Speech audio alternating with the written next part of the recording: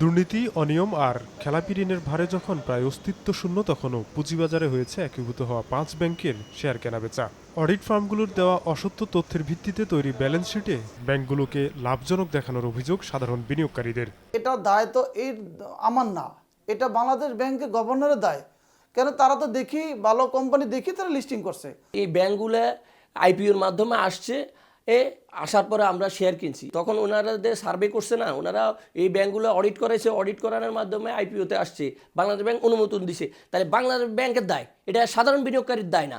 পুঁজিবাজারে আইপিওভুক্ত হতে জমা দেওয়া ব্যালেন্স শিটের অডিট যাচাই করে অনুমোদন দেয় Bangladesh securities and exchange commission BSEC। সাধারণ বিনিয়োগকারীদের অভিযোগ স্বীকার করে অডিট ফার্মগুলোর বিরুদ্ধে ব্যবস্থা নেওয়ার কথা বলেছে সংস্থাটি। অডিট ফার্ম তাদের বিরুদ্ধে তো কমিশনও ব্যবস্থা নেয়, FRCও ব্যবস্থা নিচ্ছে, বাংলাদেশ ব্যাংকও ব্যবস্থা নিবে। গেল বছরের 23 সেপ্টেম্বর পুঁজিবাজারে সাধারণ বিনিয়োগকারীদের স্বার্থ সংরক্ষণে কেন্দ্রীয় ব্যাংকে চিঠি দেয় BSEC। চিঠিতে সাধারণ বিনিয়োগকারীদের স্বার্থ সংরক্ষণে 5টি সুপারিশ করা হয়। বিষয়টি জানানো হয় সরকারকেও, কিন্তু 4 মাস পেরিয়ে গেলেও সে বিষয়ে এখনও কোনো সিদ্ধান্ত নেয়নি অর্থ মন্ত্রণালয় অথবা কেন্দ্রীয় bank. Financial statement Bangladesh bank try party meeting করে এটা অ্যাডপ্ট করেছে। কাজেই এখানে বিনিয়োগকারীকে তো এই সিগন্যাল দেওয়া হয়েছে, রেগুলেটরও এই বিষয়গুলো দেখেছেন, দেখে এটা ডিসক্লোজ হয়েছে।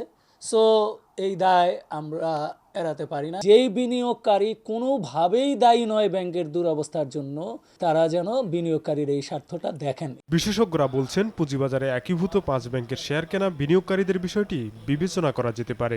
যারা স্টক মার্কেটের বিনিয়োগকারী, যারা তাদের তো আসলে কোম্পানির কন্ট্রোল তাদের হাতে ছিল না, কোম্পানির ডাইরেকশন তাদের হাতে ছিল না।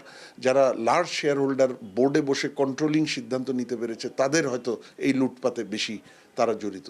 সেইখান থেকে চিন্তা করে একটা এক্সেপশন বেসিসে কিছু ক্ষতিপূরণ দেওয়া যায় নাকি, এটা আমার মনে হয় সরকার চিন্তা করতে পারে। দেশের বিনিয়োগ প্রবাহ স্বাভাবিক করতে আর্থিক খাতে সুশাসন নিশ্চিতের উপর জোর দিচ্ছেন অর্থনীতিবিদরা।